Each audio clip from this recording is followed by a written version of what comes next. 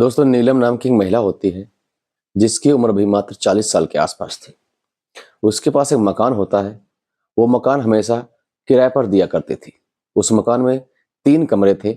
2 कमरे नीलम स्वयं प्रयोग किया करती थी और एक कमरा किराए के लिए।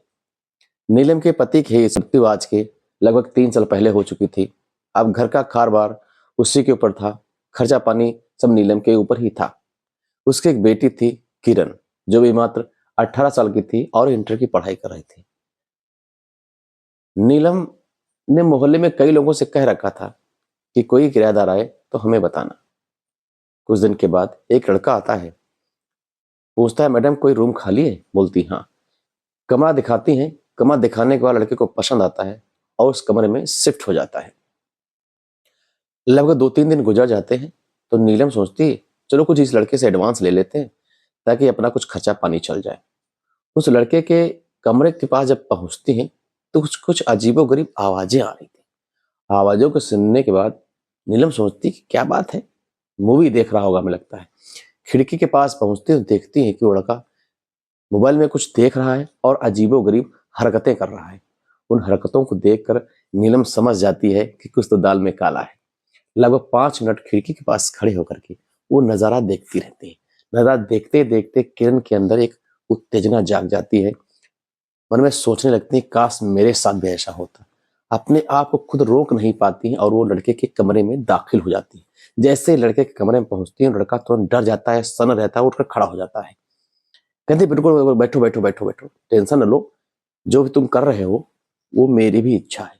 हम दोनों देखकर ये चीज देखेंगे। नीलम की बात सुनकर के वो लड़का चुपचाप बैठ जाता है और दोनों बैठकर वो पिक्चर देखना शुरू कर देते हैं। कुछ देर देखने के बाद नीलम से बर्दाश्त नहीं हो रहा था, क्योंकि पति को एक्सपायर हुए भी 3 साल हो चुके थे। 3 साल के बाद नीलम किसी लड़के के साथ बैठकर ब्लू फिल्म देखती हैं। कुछ देर गुजरते हैं तो नीलम अजीबोगरीब हरकतें उस लड़के के साथ करना शुरू कर देती है। दोस्तों, तो लड़का समझ जाता है कि नीलम को क्या चाहिए। अब लड़का तुरंत आनंद फान में उन्हें किरण को अपने बाहों में धर दबोच लेता है और दोनों इस तरीके से जबरदस्त संबंध बनाना शुरू कर देते हैं। उस कमरे में लगो ऐसा लगता है मानो कोई पटाखा छूट रहा हो, रवाइश छूट रही हो, इस तरीके से आवाजें गूंज रही थी। लगभग दोपहर का समय था, घर में कोई था नहीं। खुल के एंजॉय करते हैं, लगभग 2-3 बार संबंध बनाते हैं। पूरा मजा नीलम लेती है। उसके बाद चुपचाप उस रूम से चली आती है। अब दोस्तों, किराया लेने की बात दूर, अब मोहब्बत की बात शुरू हो चुकी थी। ऐसा करते करते लगभग 4 महीने गुजर गए। नीलम को जब भी टाइम मिलता उस लड़के के कमरे में जाती और एंजॉय करती। एक दिन दोस्तों, कुछ ऐसा आज हो जाता है जिसके बाद उस लड़के की जिंदगी पूरी तरह से बदल जाती है। दोस्तों, इस घटना के अंत तक बने रहिए, जिसमें आपको एक सीख मिलने वाली है और सीख आपको सिखाकर जाएगी कि संसार में क्या कुछ ऐसा भी हो सकता है। बने रहिए इस कहानी मेरे साथ।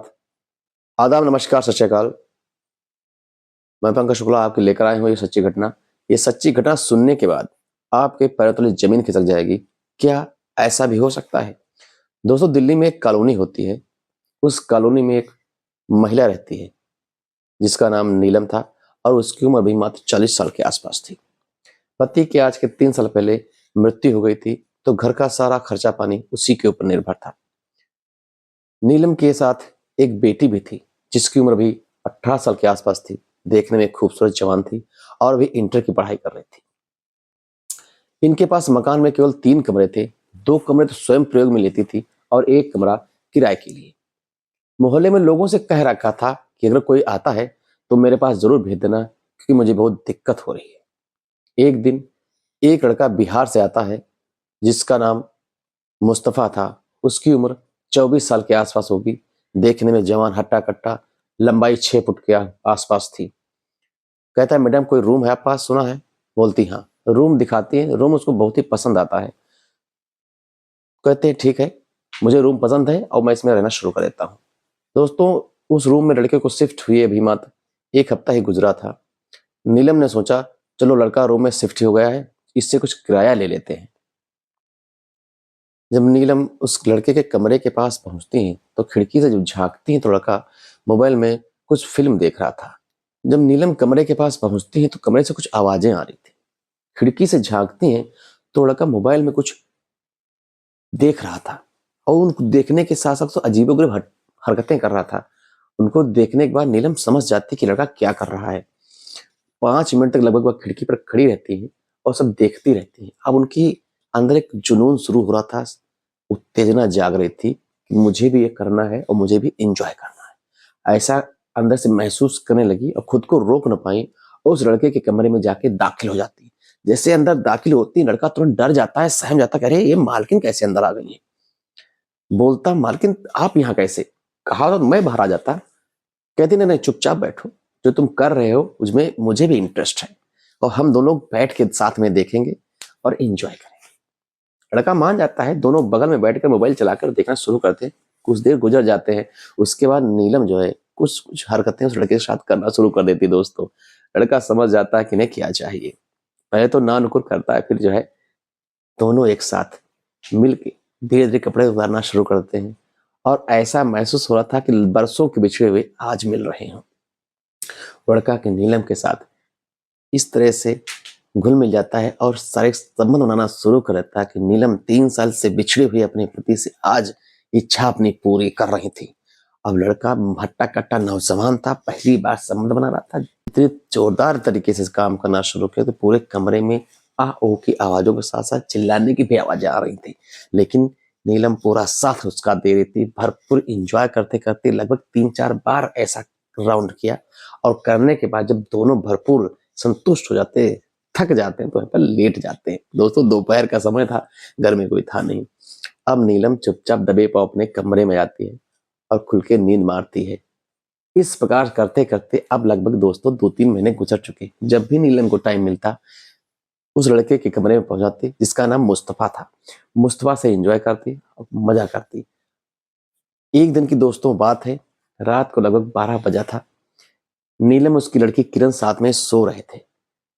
अचानक नीलम की नींद खुलती है, कहती, आज तो मिलना है। लगभग 1 हफ्ता हो गया मिले नहीं थे। दबे पांव नीलम निकलती है अपने कमरे से और मुस्तफा के कमरे में दाखिल हो जाती है। वहां जाकर के दोनों संबंध बनाना शुरू कर देते हैं। इधर लड़की जब किरण उठती है देखती मां नहीं है, कहाँ चली गई है। बाहर निकलती है तो मुस्तफा के कमरे से कुछ आवाजें आ रही थी। कान लगाकर सुनती तो और आवाजें आ रही थी। खिड़की से झांकती, अंदर की लाइट जल रही थी। देखा कि उसकी माँ मुस्तफा के साथ संबंध बना रही, जोरदार तरीके से, बिना कपड़ों के। ऐसा देखते उसने तुरंत मोबाइल निकाला और फोटो खींचना शुरू कर दिया। मोबाइल में वीडियो बनाना शुरू कर दिया। कुछ मोबाइल में वीडियो बनाए और कुछ फोटो खींचे और चुपचाप अपने कमरे में आ गई, लेट गई। कुछ देर बाद उसकी माँ आती है, सोचती बेटी तो सो रही थी, मजा ले लिया, सो गई। अगले दिन संडे था। संडे में लड़की भी स्कूल छुट्टी थी और लड़के जो क्रैश रहा था उसकी भी छुट्टी थी। दोपहर में माँ सब्जी के ठेला लगाया करते थे। कहती, बेटी आज चलो सब्जी कुछ बेच कर आ जाते हैं। किरण कहती, मुझे बुखार है, कुछ सर दर्द कर रहा है, मैं नहीं जाऊंगी, आप चली जाओ। नीलम अपना ठेला तैयार करती है और सब्जी बेचने के लिए मार्केट निकल जाती है। जब चली जाती है, लगभग 1 बजे का टाइम था, किरण अपने कमरे से निकलती है और मुस्तफा के कमरे में दाखिल हो जाती है। मुस्तफा चौंक जाता कि आखिर यार मेरे कमरे में कैसे, अभी तक तो नहीं आई। बोलते, चुपचाप बैठे रहो, मुझे तुमसे कुछ बात करनी है। मुस्तफा बोलता, बोलो क्या बात है। तो बोला, बातें करें तो आप मुझको बाहर बुला लेते, मैं वहां आ जाता, यहाँ आने की क्या आवश्यकता थी। किरण बैठती है और अपना मोबाइल निकालती है और उसको वो वीडियो दिखाती है। कहती, इसको देखो। जब मुस्तफा वीडियो देखता है तो वो शॉक्ड रह जाता है, एकदम डर जाता है, सहम जाता है और हाथ जोड़कर उसके सामने खड़ा हो जाता है कि अरे मैडम, आपको ये सब कैसे, कहाँ? तो कहती, जो तुम कर रहे हो मैं बहुत दिन से देख रही थी, लेकिन इसका कुछ प्रूफ मेरे पास नहीं था, आज मेरे पास सबूत इसका है। तो कहता है मुस्तफा, देखिए किरण जी, आप किसी से कहना नहीं, ये मेरी इसमें कोई गलती नहीं है, ये सब आपकी माँ की गलती है, वही जो कहती वही मैं करता हूँ। तो कहती, जो भी आपने माँ के साथ किया अब मैं वही खुद अपने साथ करना चाहती, नहीं करोगे तो वीडियो वायरल कर दूंगी, लोगों से बता दूंगी तो तुम जेल चले जाओगे। मजबूरन मुस्तफा उस किरण के साथ भी आज संबंध बनाने के लिए रेडी हो जाता। दोस्तों, आज किरण पहली बार ऐसा काम करेगी। पहली बार जब काम शुरू होता है तो थोड़ा आवाजें आती हैं चीखने की, चिल्लाने की, लेकिन धीरे धीरे सब मैनेज हो जाता है और फिर वो जोरदार तरीके से काम करता है। 2-3 बार काम करता है, पूरी तरह एंजॉय करते हैं और खुल के उसके बाद जब किरण संतुष्ट हो जाती है तो चुपचाप अपने कमरे में आ जाती है। अब दोस्तों किरण भी और उसकी माँ भी दोनों फुल एंजॉय कर रहे थे। कभी वो कभी वो कभी वो कभी वो, इस प्रकार करते करते लगभग 1 महीना गुजर जाता है। एक दिन माँ और किरण दोनों सो रहे थे। रात को लगभग 12 बजा था। नीलम सो रही थी। उसकी बेटी किरण की आंखें खुलती, चुपचाप अपने कमरे से निकलती है और मुस्तफा के रूम में घुस जाती है। जब उसके रूम में घुस जाती है, वहां जाने के बाद समझना शुरू हो जाता है। इधर नीलम अपने बेड पर देखती कि बेटी नहीं है, सोचते शायद बाथरूम गई होगी। वो भी उठती है और बाहर देखती आखिर बेटी मेरी कहाँ गई है। तो उसे मुस्तफा के कमरे से आवाजें आ रही थी। वहां पहुंचती देखती है कि जोर जोर आवाजें आ रही। खिड़की से झांकती तो क्या देखती है कि किरण मुस्तफा के साथ संबंध बना रही थी।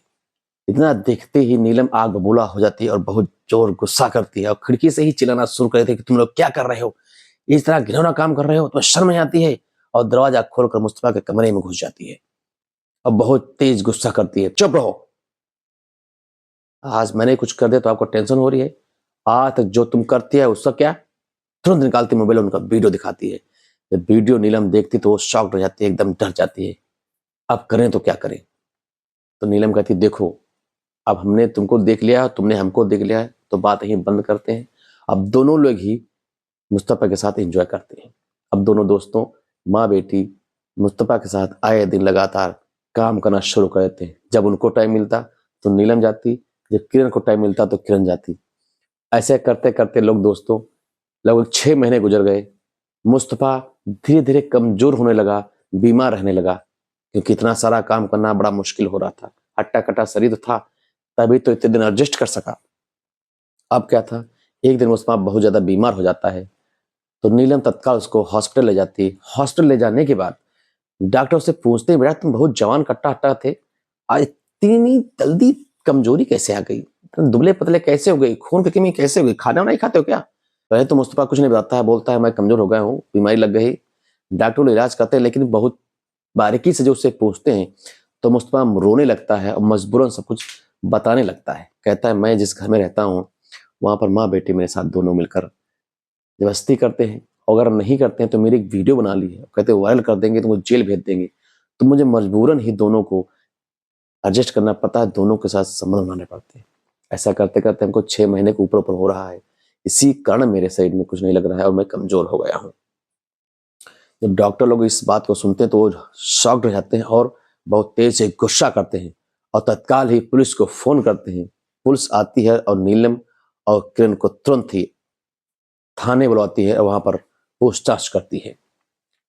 तब मुस्तफा पुलिस वालों के सामने हाथ जोड़ खड़ा हो जाता है और कहता है देखिए सर, आप लोग इन दोनों का कुछ नहीं करेंगे, इसमें मेरी भी सहमति थी और इन दोनों की कोई गलती नहीं है। इनको क्षमा कर दिया जाए और दोबारा इनसे खोलो ऐसी हरकत कुछ ना करें।